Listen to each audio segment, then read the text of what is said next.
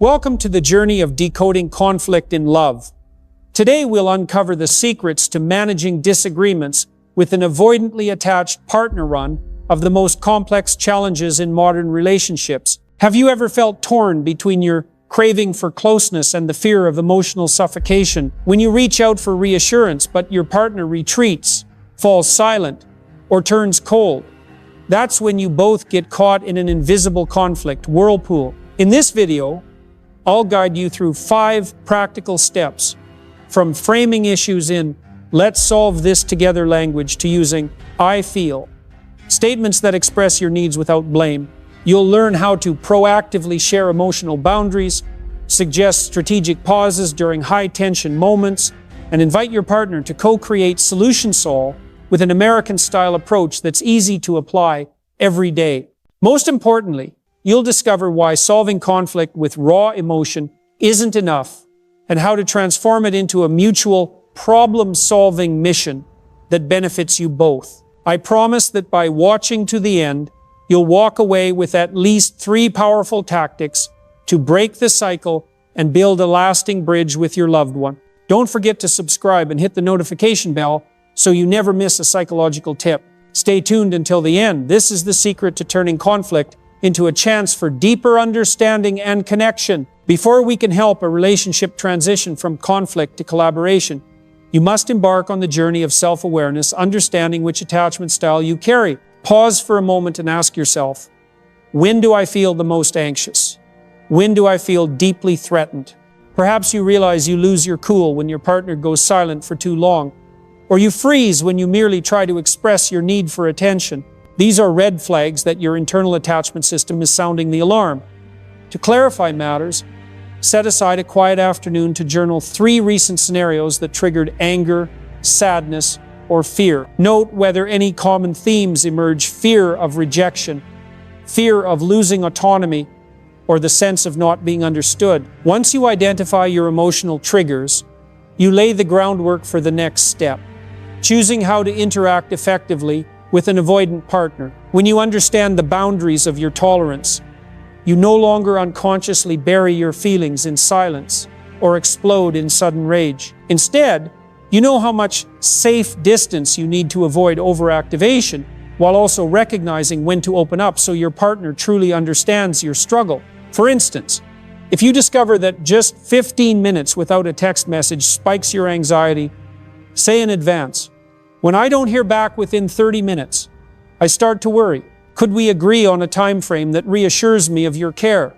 By doing this, you proactively set shared ground rules, preventing each moment of silence from feeling like an emotional pop quiz. Next, rehearse the scenario in your mind or in front of a mirror. Imagine your partner pulling away when you express your need, then respond calmly. "I know you need space. When I ask for reassurance, it's not to control you, but to know I'm not lost." This statement packs twice the impact if you base it on a clear understanding of your deep-seated fears, say abandonment, and you use objective language rather than blame. The more you practice, the less your body will react reflexively, and you'll maintain composure even amid distancing. Finally, knowing yourself allows you to receive feedback from an avoidant partner more gracefully.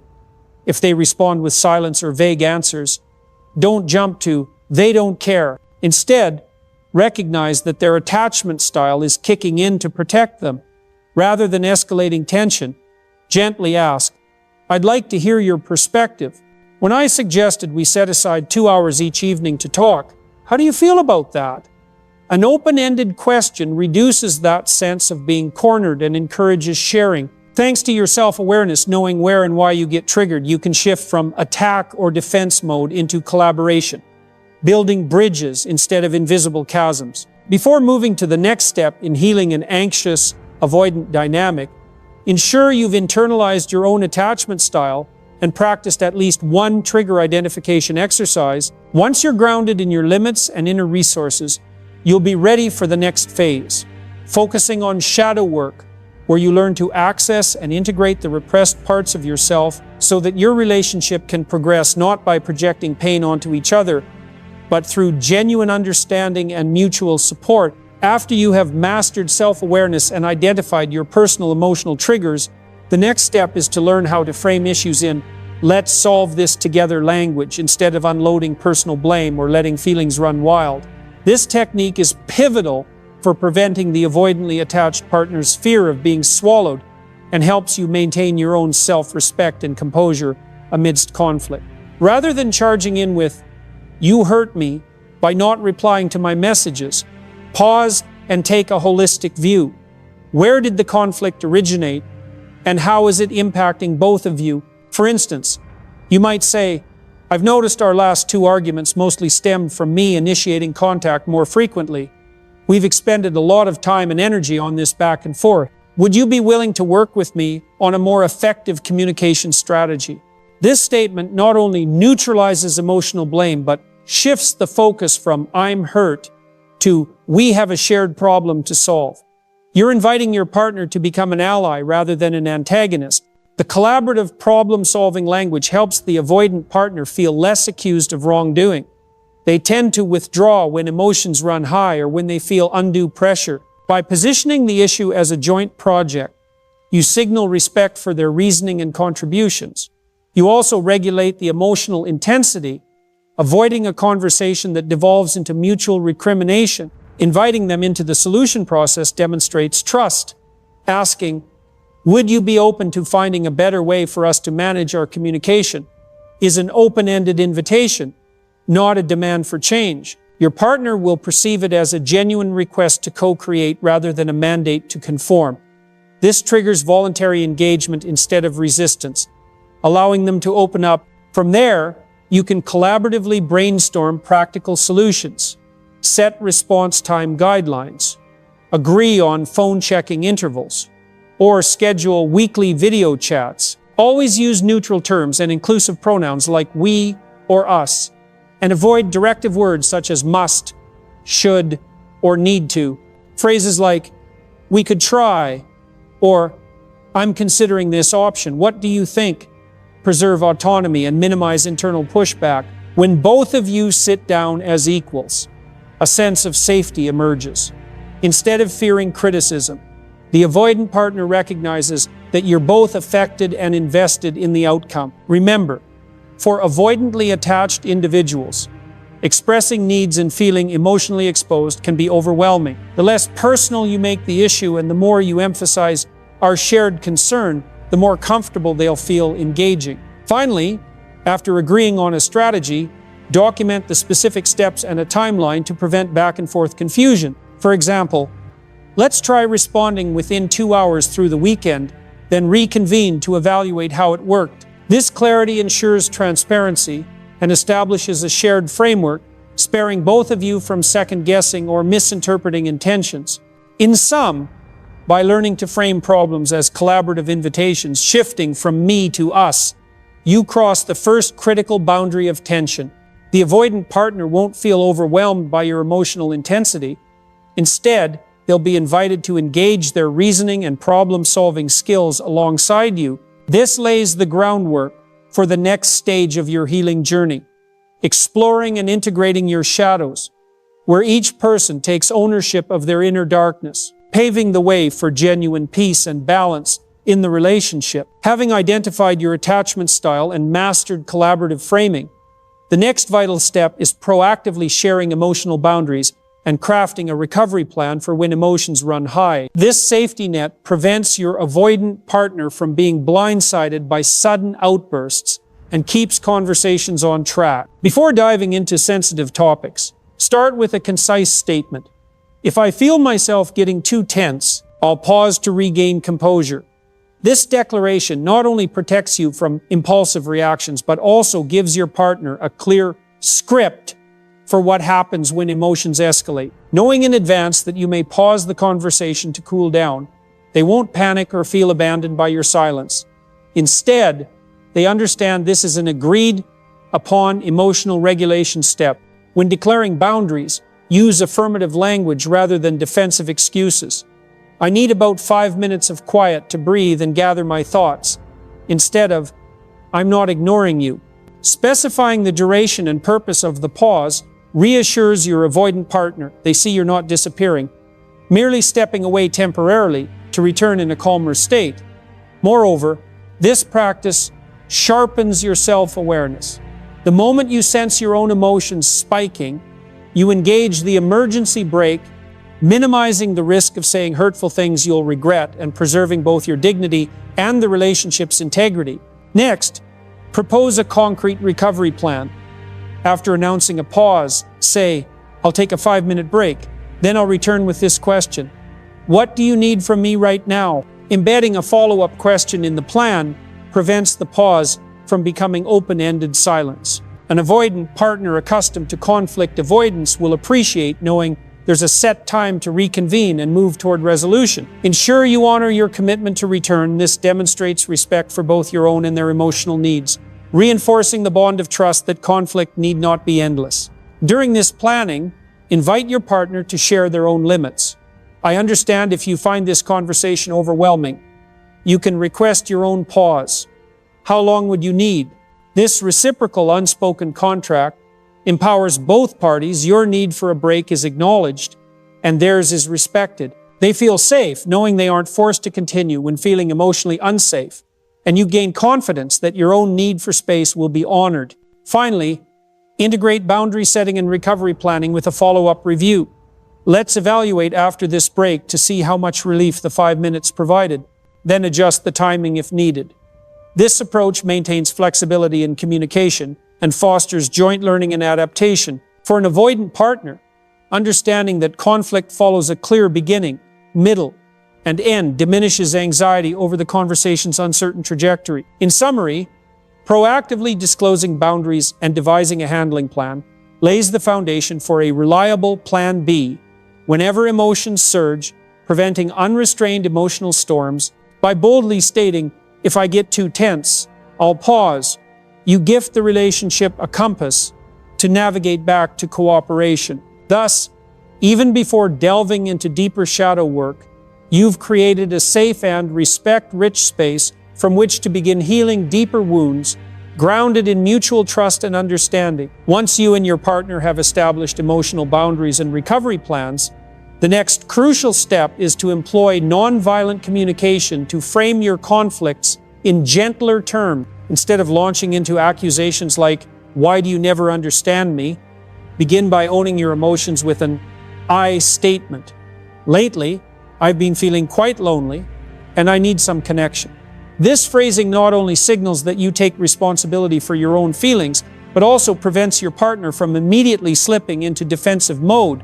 Imagine your words as a soothing current entering their heart rather than a boulder smashing against their emotional walls and forcing them to shut down. When you say, "I feel," you invite your partner to listen attentively, not to refute or argue, but to understand your internal experience. Next, specify your need. "I could use a brief message or a short call just to know we're still connected."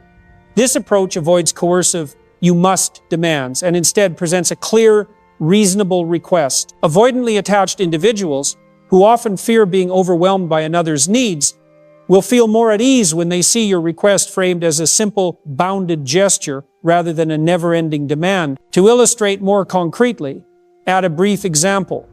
"Last week, when I sent you a message and waited nearly 2 hours, I became anxious and lost focus at work. I'd appreciate it if you could at least send a quick note so I can continue my day without worrying." This transparent sharing shows empathy on your part and clarifies your desired outcome. Just a quick check-in is enough. Your partner will appreciate your honesty and understand they aren't being asked to move mountains simply to satisfy you.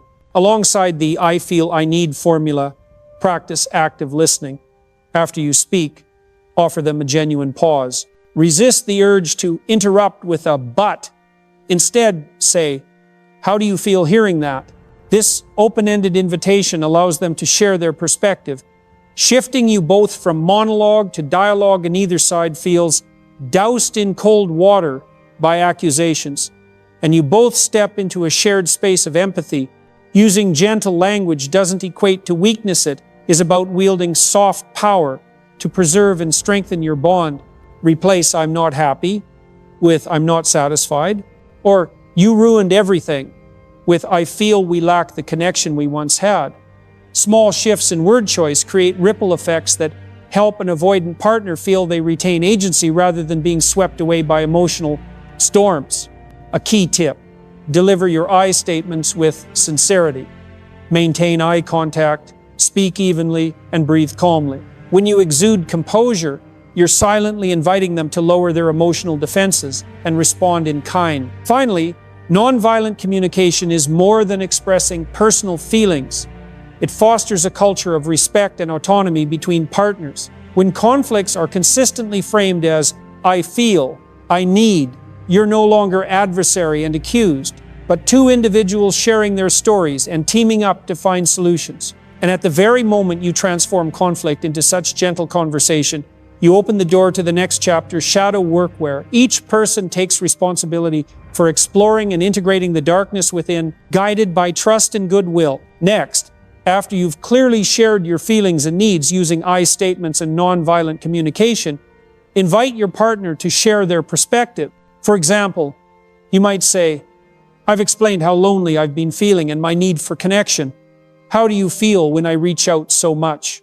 This question not only acknowledges that each of you experiences things differently, but also encourages them to step into the role of co-creator in the solution. Instead of being labeled uncaring or too distant, they get the chance to explain their difficulties, perhaps heavy workload, the need for mental space, or simply not being used to that communication frequency. Listening to them answer will deepen your understanding of their inner world and build trust that you genuinely care about their experience. While they speak, remain silent, nod, and occasionally paraphrase to ensure you've understood correctly. You're saying that when I message a lot, you feel pressured and confused, right? This technique makes them feel heard rather than interrogated. Once you've openly shared perspectives, the next step is to agree on concrete actions to improve the situation and to restore a friendly atmosphere. You could propose, "Let's agree to respond to messages within a 4-hour window. What do you think? If it works for you, we'll try it next week and then check in over the weekend to see how it went." By setting a clear time frame and committing to a trial, both of you gain security from knowing specific expectations, avoiding uncertainties like, "I never know if they'll reply," which can cause anxiety. Don't forget to restate the rationale behind the rule. "I believe having a set time frame will ease my worries, and you won't feel overwhelmed by immediate replies." This transparency strengthens trust and motivates mutual adherence. Once you've settled on the next steps, skillfully shift to a lighter topic to prevent the conversation from ending on a tense note. You might segue into a funny anecdote about the time when you waited for a text and joked about it, or discuss plans for a weekend outing. For example, "All right, serious talk done. Remember when we watched that movie and you texted, 'I'm okay,' after just 3 minutes? I laughed so hard. How about we go try that new restaurant this weekend?" Alternatively, suggest sharing a playful song or cute photo. The goal is to create a transition marker that allows both of you to cool down and experience positive connection after the serious dialogue. Restoring the vibe does more than dissipate tension. It sends a powerful message. Despite differences and conflicts, you remain teammates who share both joy and challenges. When laughter returns, defensive walls come down, and your avoidant partner realizes that, rather than fleeing, they can engage in communication safely and with goodwill. At this point, you've completed the 5th step in the healing journey. You've expressed your emotions and needs, listened to your partner's viewpoint, built an actionable commitment, and rekindled warmth and peace in the relationship. With this foundation of collaboration, trust, and understanding, you and your partner are ready to move to the final chapter, conclusion, and next steps, where we will review the entire journey, affirm the value of exploring and integrating our inner shadows, and chart the path forward to sustaining a secure, healthy, and lasting relationship. Finally, let's reflect on the journey we've shared. From identifying attachment styles and emotional triggers, reframing conflict as a collaborative problem, to sharing boundaries, using nonviolent communication, inviting each other's perspectives, and agreeing on action steps while restoring harmony. None of these steps are easy, but together they build a solid foundation for reducing arguments, deepening understanding, and strengthening connection. Yet this is not the finish line. True healing extends beyond communication. It is the ongoing exploration and integration of our inner shadow. Once you've mastered these dialogue skills, continue the inward work.